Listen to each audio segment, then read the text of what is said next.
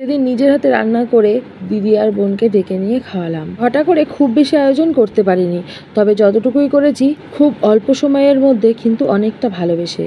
Hi friends, কেমন আছো তোমরা? আশা করছি তোমরা সবাই খুব ভালো আছো। আমার নতুন একটা ভিডিওতে তোমাদের সবাইকে ওয়েলকাম। আশা করবো তোমরা সম্পূর্ণ ভিডিওতে সাথে থাকবে, আর সম্পূর্ণ ভিডিও দেখার পর অবশ্যই করে কমেন্ট করবে যে আমার এই ভিডিওটা তোমাদের কাছে কেমন লাগে। ভাই বোনেদের সাথে সময় কাটাতে কার না ভালো লাগে বলো তো?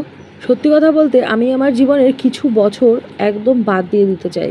কখনো ভাবতেও চাই না যে ওই বছরগুলোতে আমার সাথে ঠিক কি হয়েছে। আমরা তো মানুষ, আমাদের জীবনে উঁচু নিচু থাকতেই পারে, আর আমি মনে করি ভগবান তাকে দিয়েই বেশি পরীক্ষা দেওয়ায় যার কিনা সহ্য ধৈর্য ক্ষমতা একটু বেশিই থাকে। সহজে কারোর মুখে শোনা যায় না, তবে একজনের মুখে আমি শুনেছিলাম, মানে সে স্বীকার করেছিল ছেলেদের তুলনায় মেয়েদের ধৈর্য বা শক্তি সামর্থ্য একটু বেশিই থাকে। তাকে ধন্যবাদ দিতে চায় না, শুধু তাকে অ্যাপ্রিসিয়েট করতে চাই যে সে যে সবার মাঝখানে এই কথাটা স্বীকার করেছে।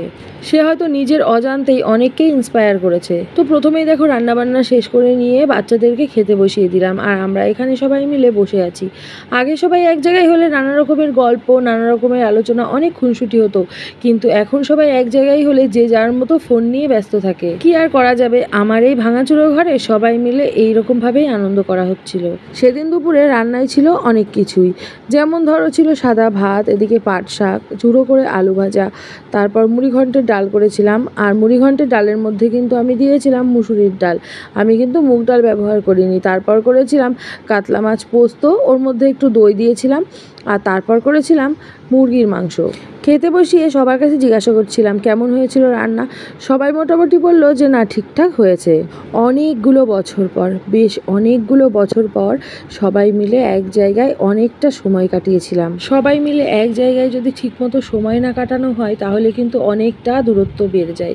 আর যদি মাঝে মধ্যে এরকম সবার সাথে মিলেমিশে সবার সাথে দেখা করা যায় তাহলে কিন্তু সম্পর্কটা বেশ কিছু দূর পর্যন্ত এগিয়ে নিয়ে যাওয়া যায়। যে ভাই বোনগুলো একসাথে হলে বাধ্য নানা রকমের ঝগড়া, নানা রকমের অশান্তি, অনেক খুনসুটি, এখন তারাই যদি সবাই একসাথে হয় এখন, তাহলে কে কাকে কেমনভাবে আপ্যায়ন করবে সেটা নিয়েই কিন্তু সবাই ব্যস্ত হয়ে পড়ে। সত্যি কতটা পাল্টে গেছে সময়। এদিকে দেখো প্রবীর খাওয়া দাওয়া করে নিয়ে নিজের থালাটা নিজেই নিয়ে চলে আসলো কলে।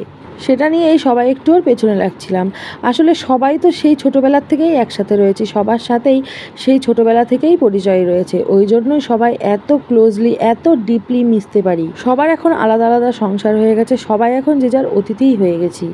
দেখো তারপর আমি চলে এসেছিলাম দোকানে, আর ওরা দেখো বাজারে গেছিলো। বাজার থেকে আসার সময় এই যে ঘুগনি নিয়ে এসেছিলো, ঘুগনির মধ্যে ছিল মাংস। বোন যে স্কুলে পড়াশুনো করতো সেই স্কুলের সামনে ওই কাকুটা বসে, বিগত কয়েক বছর ধরেই বসছে। তো ও ওখান থেকে আসার সময় ওটা দেখে নিয়ে কিনে নিয়ে এসেছিলো, তো সেটাই সবাই মিলে মজা করে খাওয়া দাওয়া হচ্ছিলো। তাই না কেন আগে যেটা মানে সবাই একসাথে হলে খুব খুনসুটি হতো, মাঝে মধ্যেই মান অভিমান, ঝগড়া শুরু হয়ে যেত, এমনকি মারামারি পর্যন্ত হয়ে যেত, তারা এখন এক জায়গায় হওয়ার জন্য একটা আলাদা স্পেশাল সময় বা দিনক্ষণ দেখি, বা সবাই একসাথে হলে কতটা মজা করি। তোমরা হয়তো আগে পরে আমার ভিডিওতে দেখেছো।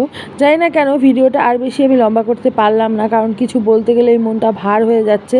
আর হ্যাঁ, তোমরা কিন্তু অবশ্যই করে কমেন্টে জানিও আমার সারাদিনের ভিডিও তোমাদের কাছে কেমন লাগলো, আর অবশ্যই করে নিজেদের ভাই বোনদের সাথে বা নিজেদের মানুষদের সাথে সময় কাটানোর চেষ্টা করো, বুঝতে পারবে এটা একদম আলাদা অনুভূতি। টাটা।